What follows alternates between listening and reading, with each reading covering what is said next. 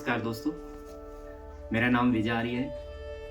जैसा कि मैंने आपसे वादा किया था कि इस सोशल मीडिया की दुनिया में सभी लोग कुछ ना कुछ दे रहे हैं, तो मैं आज आपसे बात करूंगा पेरेंटिंग के बारे में, माता-पिता की जिम्मेदारी।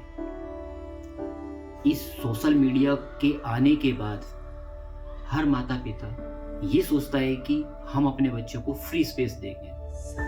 किस चीज में हम फ्री स्पेस दे रहे हैं? अलग कमरा है, अलग उसका रहन सहन है, हर चीज में हम कहते हैं कि उसको आजाद छोड़ दीजिए, वो जो करेगा कर लेगा। क्या ये सही है? हाँ, कुछ हद तक सही है।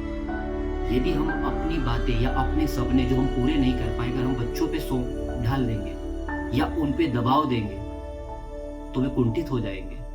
वहां हमको स्पेस देना चाहिए कि हर बच्चे की शेप, हर बच्चे का दिमाग, हर बच्चे की महत्वाकांक्षाएं अलग होती हैं। यदि वो उसको पूरी तरीके से, पूर्ण तरीके से अपने ऊपर इम्प्लीमेंट करेगा तो वो आसमान को छुएगा, उसके पंख खोल दो, उड़ने दो। लेकिन यदि माता पिता को ही बच्चों के कमरे में जाने से पहले ये सुनना पड़े कि आप नॉक करके आइए, आप मेरी प्राइवेसी में दखल मत दीजिए, मुझसे दूर रहिए, मुझसे जो बातें हैं मैं अपने आप करूंगा, वहां आपको इस चीज के लिए स्पेस नहीं देना। अगर हम पहले माता पिता अपने दादा दादी की बात करें तो वहां से हम लोगों को विचार मिलते थे कहानियों के रूप में, कहावतों के रूप में, और वो विचार हमारे आचार व्यवहार में सम्मिलित हो जाते थे। फिर हम जैसे विचार उनसे सुनते थे, हम वैसा ही व्यवहार दूसरों के सामने करते थे, और वही विचार हमारे व्यवहार में जुड़ते थे, और तब जाके हमारे संस्कार बनते थे। और वो संस्कार पता लग जाता था कि ये बच्चा किसका है। तब वहां इस बातों से जाना जाता था कि बहुत संस्कारवान बच्चा है, किन का है। तो हो सकता है कि उनके पिताजी के नाम से या उनके दादाजी के नाम से जाना जाता हो, और आगे इसी बात पे चर्चा होती थी कि ये लड़का या ये लड़की आगे जाके कुछ ना कुछ करेगा।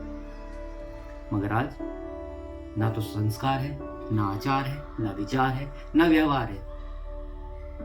तो आचार विचार से, व्यवहार से, विचार से संस्कार बनता है, और ये संस्कार जब लगातार चलता रहता है तो एक संस्कृति का रूप ले लेता है। और जब पूरा ही व्यक्ति का समूह, परिवार, एक गांव, एक देश जब ये संस्कारों भरी बातें करता है तो एक संस्कृति बन जाती है कि ये एक सभ्य संस्कृति कहलाती है। लेकिन सब कुछ उलट पुलट हो गया। थोड़ा ठहरिए, अपने आप को देखिए कि हम गलती कहां कर रहे हैं।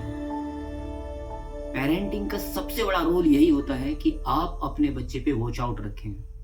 बचपन से उसको सिखाइए कि क्या करना है।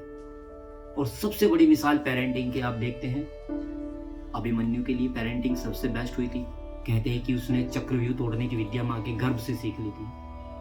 पेरेंटिंग की सबसे बड़ी विद्या शिवाजी के रूप में हुई थी कि जीजाबाई ने उसको बचपन से ही इतना महान, इतना स्ट्रॉन्ग बना दिया था विचारों में कि कभी वो घबराता नहीं। अगर मैं बात करता हूँ आज के समय में कि बच्चे छोटी छोटी मुश्किलों को देख के घबरा जाते हैं, डिप्रेशन में आ जाते हैं, हार जाते हैं, उनमें निर्णय लेने की क्षमता नहीं है। क्यों? क्योंकि उसका माहौल घर से ही खराब निकलता है, स्कूल के वातावरण में उसको खराब निकलता है।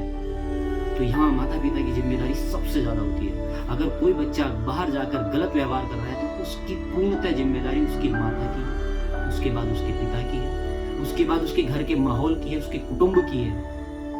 अगर ये चीजें शुरू हो जाती हैं, माँ बाप का बच्चों के प्रति उनका क्या कर रहा है, किस तरीके से कर रहा है, ये अगर उसके ऊपर आ जाए, दबाव नहीं, एक फ्लो में आ जाए, तो बच्चा आगे जाके बहुत कुछ करेगा। तो मैं ये कहना चाहूंगा माता पिता से, चाहे वो कितने भी एजुकेटेड हों, पहले देखिए कि आपके दादा ने, आपकी दादी ने, आपके नाना ने, आपकी नानी ने कैसे आपकी परवरिश की है। ये चीजें कभी नहीं बदलती है। जमाना कितना भी मॉडर्न क्यों ना हो जाए, कितनी भी हाईएस्ट एजुकेशन कोई भी व्यक्ति ग्रैब कर ले, लेकिन संस्कार, विचार, आहार कभी बदलते नहीं है। वो संस्कृति दर संस्कृति ऐसे ही बढ़ते रहते हैं, आगे चलते रहते हैं। तभी लोग कहते हैं कि हम अपने माता पिता से आज तक पिट जाते हैं। हमने गुरुओं को अधिकार छीन लिया। मैंने कहीं पढ़ा था कि पहले साल से 4 साल तक किसी बच्चे को पीटना नहीं चाहिए। लेकिन 5 साल से 14 साल तक जितना हाथ साफ कर सकते हो कर लीजिए। इसका मतलब ये नहीं कि आप बच्चे को अब्यूज कर रहे हैं, उसको पीट रहे हैं, उसको बीट कर रहे हैं, नहीं। जिस प्रकार से कुम्हार घड़े को ठोक पीट के सीधा करता है, उसको आकार देता है, मिट्टी को आकार देता है, कच्ची मिट्टी है किसी भी शेप में आप डाल दीजिए, अपना आकार देता है। सोना जितना तपता है उतना कुंदन बनता है। ये कहावतें तो हम बोलते ही हैं, अगर इसको चरितार्थ कर लिया जाए तो गलत नहीं होगा। आज माताएं अपने बच्चों के साथ में नग्न अवस्था में वीडियो बना रहे हैं, शर्म आनी चाहिए हम लोगों को, अपने ऊपर हमको शर्म आनी चाहिए।